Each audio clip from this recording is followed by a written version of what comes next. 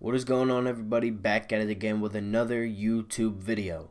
And today we are going to be discussing the Philadelphia coaches from worst to best. Now, obviously, we can't go off of their Philadelphia tenures because two of the four of them haven't even completed a season, and one of them hasn't even started a season yet. So with that being said, I'm going to be going from their entire careers as head coaches slash managers in their careers as manager slash coach. So at number 4, we have Brett Brown. Honestly, I shouldn't even have to explain myself. He hasn't won anything. We haven't gotten past the second round of the playoffs. And he's been here the longest. In 557 games, he has 217 wins, 340 losses for a .390 win-loss percentage.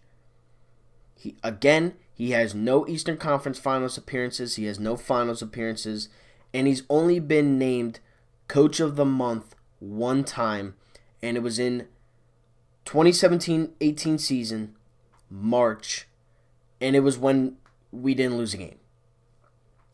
And it's also the shortest month of the NBA season before playoffs. So, Brett Brown really hasn't done much as a head coach. He's been good, and I understand the reason why he has so many losses is because we gave him absolute slop for a team for a few years. But now, and last year and this year, you really had no excuse to not at least make it to the Eastern Conference Finals. And I know last year, I gave him the benefit of the doubt last year. I wanted him back. I didn't think it was fair to fire him after, what happened. Actually, yesterday was a year ago that Kawhi's shot fell. But this year and the year before, it just proved my point that he just got out-coached. He got out-coached by Brad Stevens in 2017. We know that. He got out-coached this year by not that good of coaches. Obviously you got Mike Budenholzer, Steve Kerr, you got, Brad Stevens, Mike D'Antoni, Frank Vogel. You have those guys that are obviously very good coaches. But when you're losing to your backup, or from your assistant coach in Floyd Pierce, we always lose to the Hawks. Every single year, we lose at least one game to the Hawks, and we shouldn't because they're not a good team. This year, we lose to them, I think, once or twice. And, Brett Brown has had so many opportunities. If he's back next year as a head coach, I would be shocked. I don't think it's right. I don't think you should keep him as the head coach because I feel like if you do, you're not going to go anywhere anytime soon as an organization, and you're not going to reach the finals with this guy as your head coach. At number 3, I have Alain Vigneault. The only reason why I have him here is because we didn't see him in the playoffs, but it was between him and Doug for second and third, which makes Girardi number 1. And I will get into that. But, Doug won. He's a Super Bowl champion. He has done something that no other Philadelphia Eagles head coach has ever done before. AV hasn't won. He hasn't won a Stanley Cup. He's been there twice. In 1,285 games, he has 689 wins, 456 losses, 35 ties because he started coaching in 1998 and there were still ties, and 105 overtime/shootout losses. His win-loss percentage is just under 500 at a .489, and he's also collected over 1,500 points. 1,518 points to be exact. He was the 2006-2007 he won the 2006-2007 Jack Adams Award, and again he went to 2 Stanley Cups but lost both.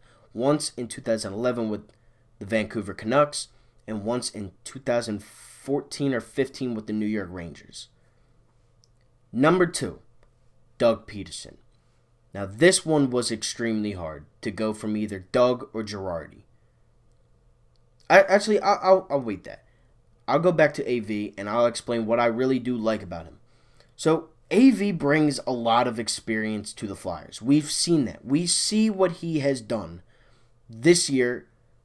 You know, you saw what Dave Haxtell did last year and the year before that, and we weren't reaching the playoffs. This year, AV comes in. I went to some of the practices, and you could just tell that they loved playing under AV. You could see that AV is all about winning. He only cares about winning, and he wants to bring a title to Philadelphia as the head coach of the Philadelphia Flyers. He has done a very good job. We were in a prime playoff spot before the season was postponed. He was, making the right calls in the line, in like the lines, the switches, goaltenders.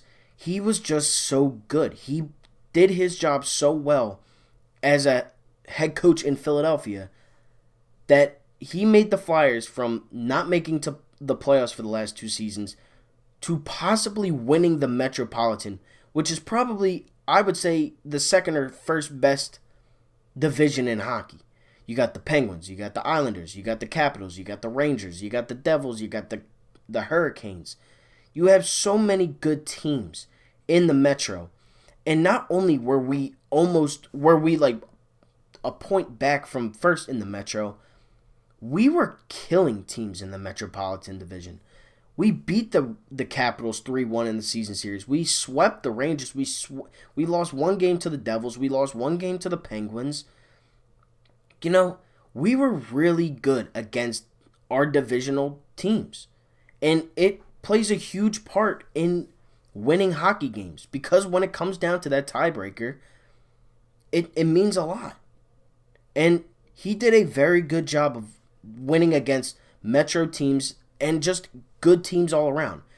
We beat the Bruins. We beat the Blues. We beat all these good teams. And, in the beginning of the season, you saw that, we were struggling a little bit. But then after December, once the new year hit, you could really tell that this team was really finding their place in the NHL with the young guys, with the vets, with the Carter Hart. We were really finding ourselves as a team. And I think if the Flyers would have played it out, I really do think that they could have done very good things this postseason. Unfortunately, we might not even get that, and it sucks. Now on to number 2, Doug Peterson. And as I said before, it was very hard to put him 1 or 2.